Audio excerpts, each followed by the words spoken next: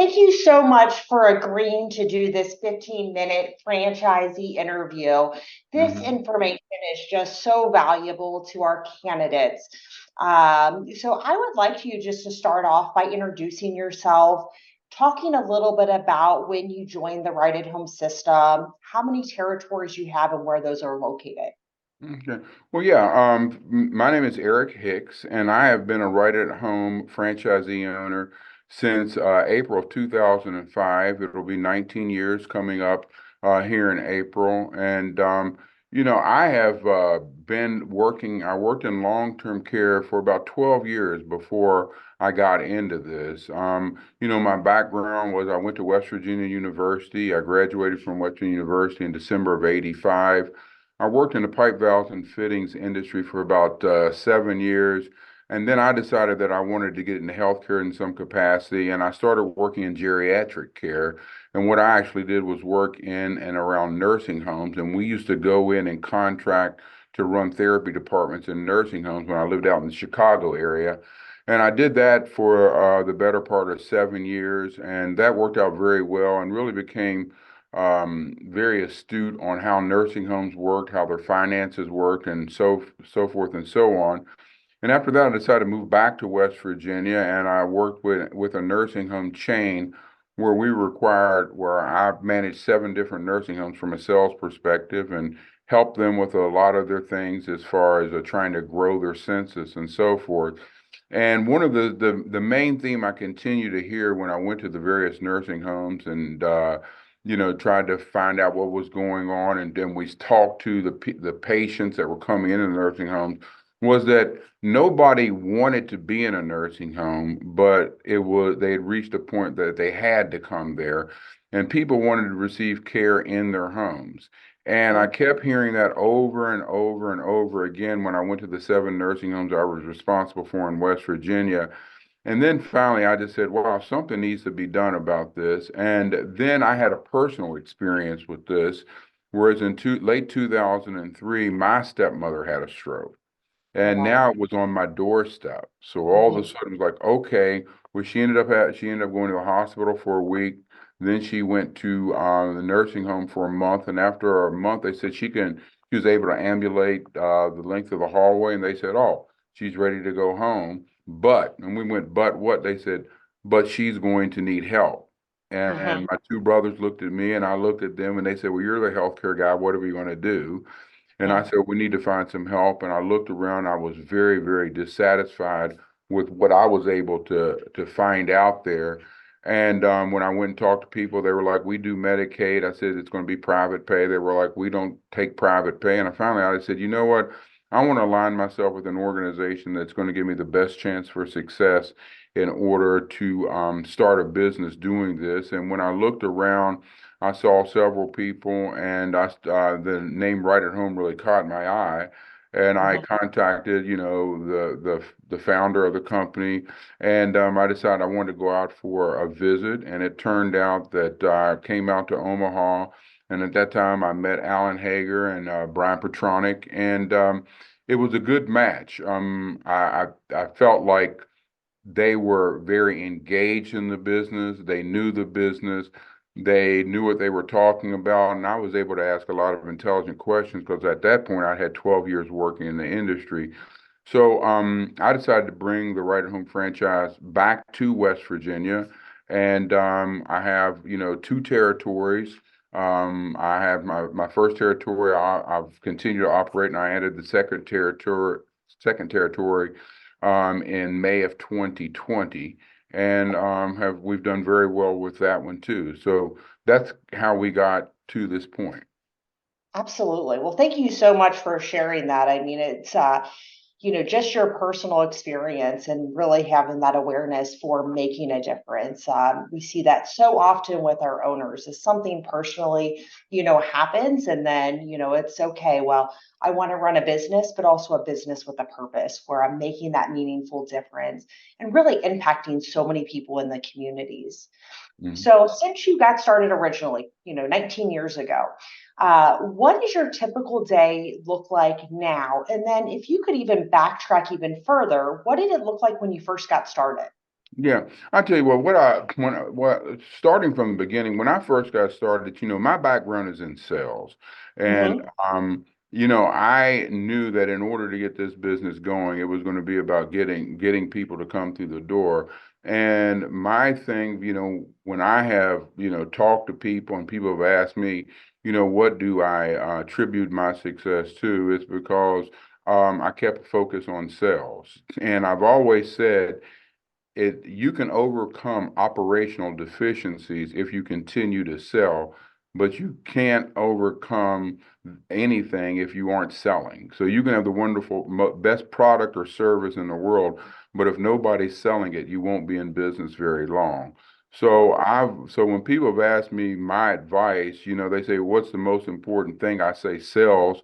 And when they ask me again, I say sales. And they ask me a third time, I tell them sales because if you have that coming in and you're working that, then good things I think can happen. And also, I have found personally, I think that when the owner is out there selling and meeting with referral sources, it means a lot more to the referral source because people feel you and they feel your presence and they feel your passion.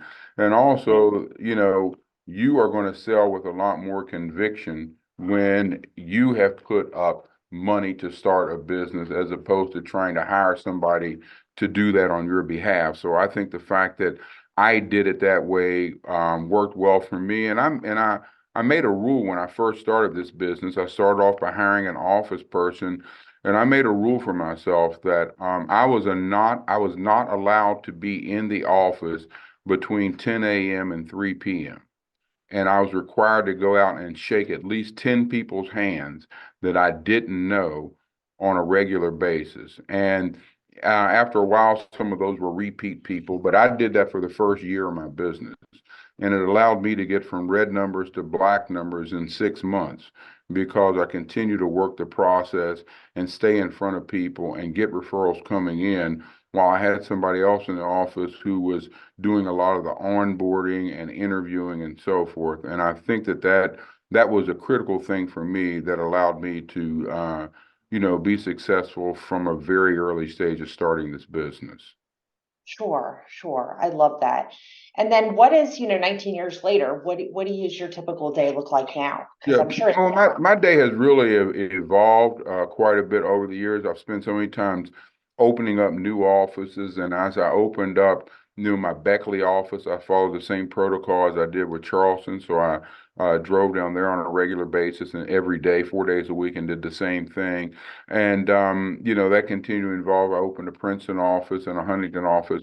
My day has really changed a lot now because I've had to step back from being involved in every single facet of the business and really just learn how to delegate and learn how to create reporting systems that allowed me to understand my business and know what's going on with actually me having to do it.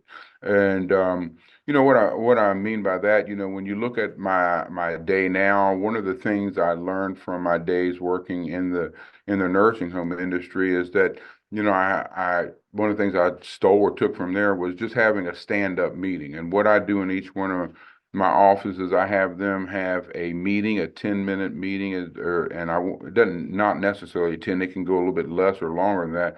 But what I want is each person to talk about what they have going on that day.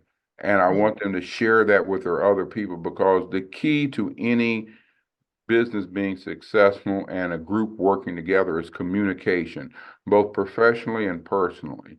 And what I found is that if they talk about the new clients that might be coming on or the ones that we're having trouble with, when that's conveyed between sales and nursing and staffing, it creates a bond. And so I have each one of my four offices do that, and I have them record that call. So I listen to that call every day from each office so I understand. So really I have all those listened to and everything done by 10:30. And that way I always know what's happening in each office, what everyone's objective is for the day, what their goals are, etc.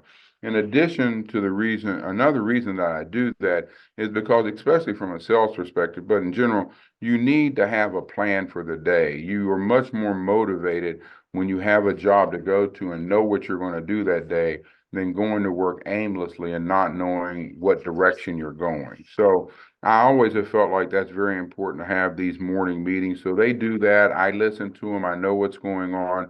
And then, usually around 10 o'clock, I can, get into my day where I'm able to go ahead and, do various things, check my emails, which, now I'm inundated with emails. I might get 70 or 80 emails a day. I balance my checkbook, on a daily basis.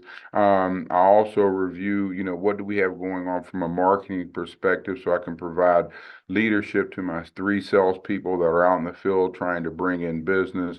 So a lot of things like that. And, then I travel to my various offices. I'm located in my central office here in Charleston, West Virginia, but I have offices that one that's 50 miles south of me, the other one's 30 miles south of it. Then I have another office that's 50 miles west of me. So I try to get to my offices at a minimum every 2 weeks. So I am on the road doing that quite a bit. And a lot of that is getting around to the individuals, making sure that they are comfortable with what they're doing, making sure that all of them feel like that they can touch me and they can reach me and Mhm. that they are part that I care. And I want them, what I've learned is that people want to know how much you care and are you Mhm. willing to listen. And that's what I try to do is I try to get around to each one of my office staff and find out how they're doing from a business perspective, but many times more importantly, how are they doing from a personal perspective? Because they want to know, they want to be able to share how they feel with you. And I think that makes a big difference in my success and in the fact that I have people that are really willing to go the extra mile, to help us be successful and buy into what I'm trying to sell as a franchisee and right at home. Absolutely. I love that. Thank you so much. And then thinking about like all the different pieces of support you get at Right at Home, what do you feel like's the most valuable piece of support in your opinion?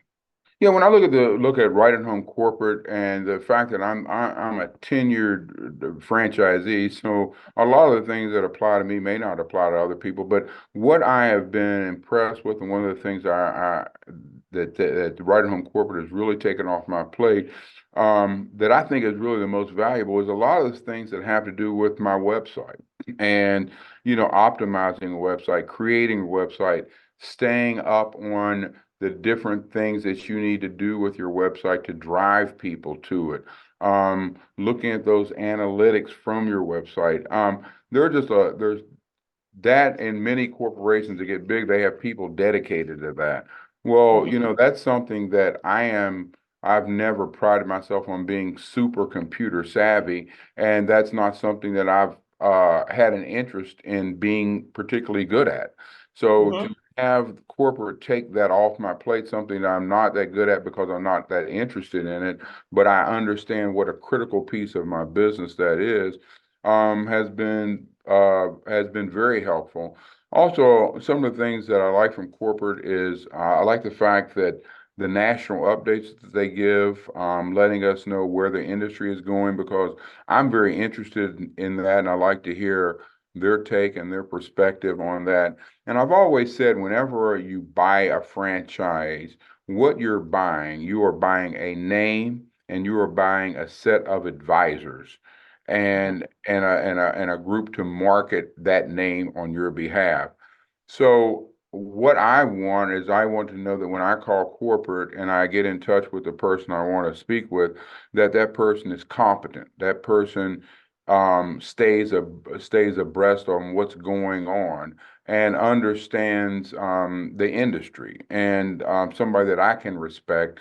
And I've been fortunate enough that the majority of the people that I've dealt with at corporate throughout the years, have been very knowledgeable and they've taken an interest, in my success and been able to, if they couldn't answer the questions that I had, they would research and get those questions answered for me, which saved me a lot, which has saved me a lot of time. So those are the couple things that really stand out to me as most important that I've received from the franchisor. Fantastic. And then if you think about, a candidate going through the process, trying to decide, hey, is right at home the right business for me? What's a piece of advice that you would offer them? Well, the first thing is, I think people need to understand that this is not a passive investment. If you want Mhm. a passive investment, you need to go invest in the stock market or whatever. This is an active investment. And the only way that you're going to be successful is if you get out there and make it happen. I've Mhm. always said in my motto that I've lived my life by that I've always said if it is to be, it's up to me.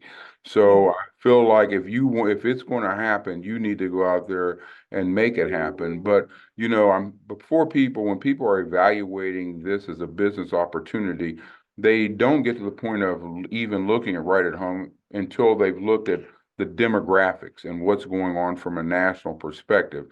And that's what has got them to this point. So when they get here, they know the opportunity is there for them to succeed. The question is, do you have the will, desire, and determination to make that happen?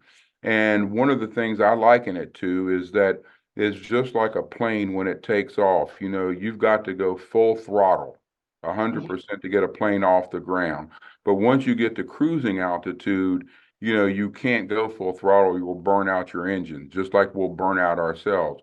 But that first year to 18 months to 2 years, you are going to have to go full throttle. This is not going to be an 8 hour day. It is going Mhm. to be, a 10 to 14 to 16 hour day. But if you will work hard and stay diligent and keep moving forward, then this can be a very rewarding opportunity, both from a professional sense and from a financial perspective. But you need to check yourself, look at yourself in the mirror, and say, do I have that kind of dedication for 2 years to work 14 hours a day to get this thing off the ground where I can pull back and I have the financial means to backfill myself with other tasks that I did during that liftoff. Absolutely. Well, I love that analogy. I'm going to steal that from you. So Please thank you for do. that. So I was great. Eric, this has been such an incredible interview. Thank you so much for taking time out of your day.